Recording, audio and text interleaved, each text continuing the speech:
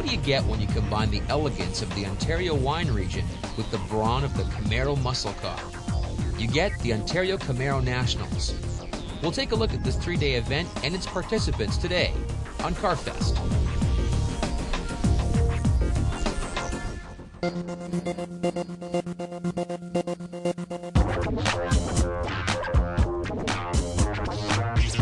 The Ontario Camaro Club is basically an organization where Camaro owners have the opportunity to get together and enjoy the Camaro and celebrate the Camaro, the 35 years it's been in existence.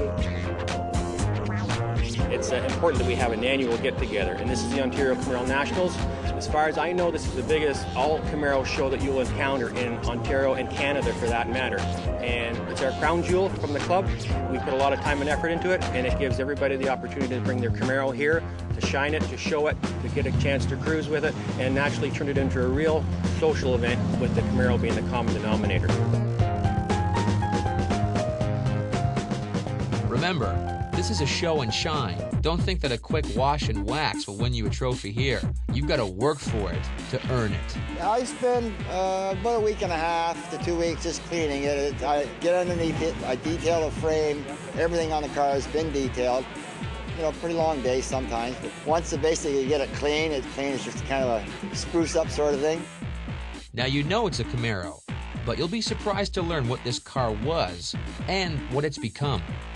Yeah, it's a 95 Camaro Coupe. Plain Jane when I got it. Been kind of building it up for the last 8 years. It's a Razzie pack. They designed it for Camaros.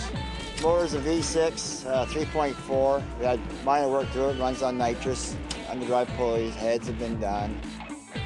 With the nitrous, it's about 400 horsepower. It's been lowered, frame supports, everything's been done right. The interior. New paint job 2 years ago. It's been black for years, and I repainted it a couple years ago just for the change.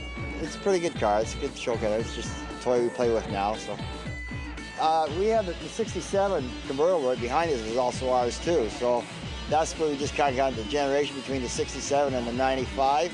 So we just kind of call it the generation gap and everything we have. And these are all our friends. They all want to get in on it. So because it's different generations of the Camaros. We're all Camaro fanatics. So it feels great to win. You know, it's the reward for all the hard work you put into it. You hope you get something out of it, and it feels really great to win like that, yeah. This show attracts many different cars and people from all over North America. Tim is from Ohio. It's not the first time he's attended the show. I came up here 2 years ago from Northeast Ohio to the show for the first time. I'd heard an awful lot about it, just never fit into my schedule.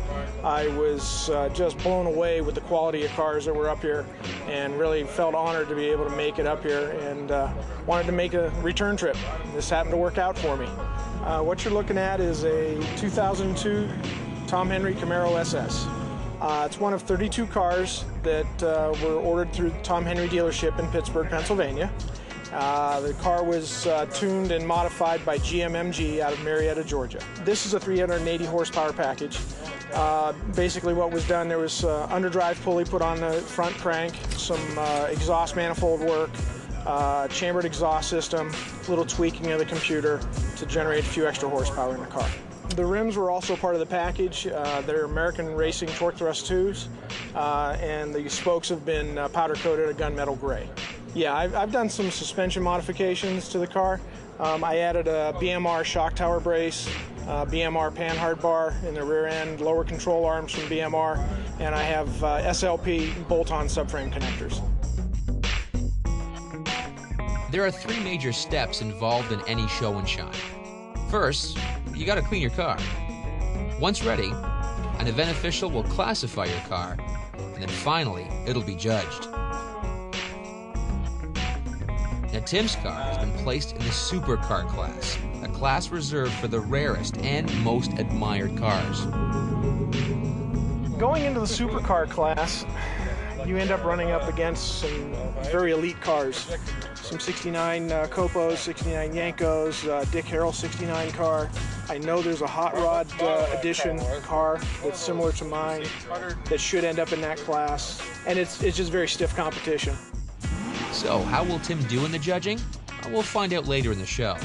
But when we return, we'll reveal one of the most bizarre and eye-catching cars at the show. this Blue Flame Prelude-inspired Camaro.